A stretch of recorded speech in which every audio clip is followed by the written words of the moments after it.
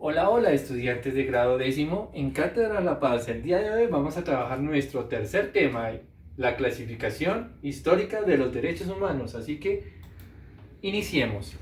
Antes de hablar de la división histórica, en la clase anterior se me olvidó decir algo muy importante, pero sin embargo se les voy a recomendar. Los derechos humanos tienen características. Una, que es universal. ¿Qué quiere decir que sea universal? Que estos derechos humanos se tienen que cumplir en todo el mundo. Bueno, pero hay sus excepciones. Hay algunos que estudian estos derechos humanos y ahí, por ejemplo, el derecho a la mujer no se respeta en diferentes lugares del mundo, por ejemplo, en Medio Oriente.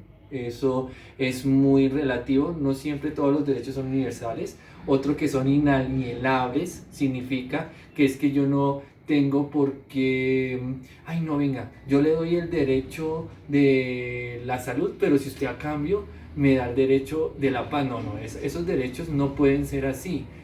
O sea, los derechos por ser derechos humanos se tienen que cumplir y no hay que dar dinero alguno. Cuando hablamos de progresividad, es que los derechos humanos, según el contexto histórico, van cambiando. Por ejemplo, no son los mismos derechos de hace 100 años a los que están hoy en día, y eso es lo que vamos a trabajar el día de hoy.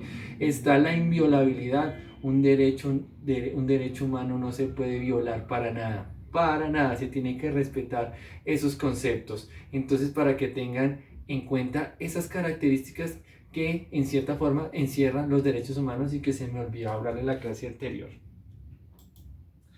Cuando hablamos de derechos humanos, los derechos humanos se dividen en tres etapas o en tres generaciones. Tengan en cuenta eso. La primera generación, que fueron los primeros derechos que se empezaron a desarrollar, se caracterizan por ser individuales, cívicos y políticos. A ver, cuando yo digo individuales, por ejemplo, el derecho a la vida, la mayoría de los derechos de primera generación puedo decir que son los derechos fundamentales, el derecho a la vida, el derecho a tener familia, el derecho a participar en una sociedad. Esos son los derechos de primera generación. Los de segunda generación hablamos de la parte social, económica y cultural. Por ejemplo, está la libre expresión, está el derecho al libre culto, y por otra cosa, por ejemplo, a nivel económico, el derecho al trabajo, al derecho que ese trabajo sea bien remunerado, y si hay un trabajo que no es o que cumple con esas características, el derecho a la huelga, entre muchas otras clases de derechos. Y por último, estamos hablando de los de derechos colectivos y los de medio ambiente. Eso es uno de de la tercera generación, que son como los más contemporáneos de esta época, y es que nosotros tenemos derecho a tener un medio ambiente sano, a tener un ambiente sin basuras, sin que haya contaminación visual, sin que haya contaminación auditiva. También hablamos del buen trato, el derecho al buen trato, por así decirlo, y también algo muy importante que son los derechos colectivos, que es algo que yo critico, pero bueno, yo respeto, que es el derecho a la paz. Yo considero que la paz no debería ser un derecho, es una obligación.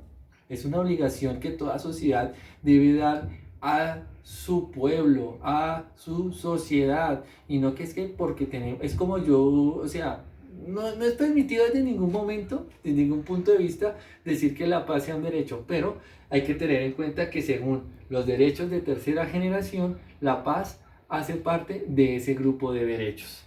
Pero reflexionen, muchachos, estas generaciones de los derechos humanos hay que tenerlas en cuenta para la buena convivencia, y eso es algo que yo quiero recalcar. Eso es muy importante para que nuestra nación y el mundo entero tenga una mejor fraternidad y una mejor socialización, y no haya tantas guerras, no haya tantos problemas, no haya tantos agarrones, por así decirlo. Muchachos, eso fue todo por el día de hoy. Chao, chao. Nos vemos en la próxima clase.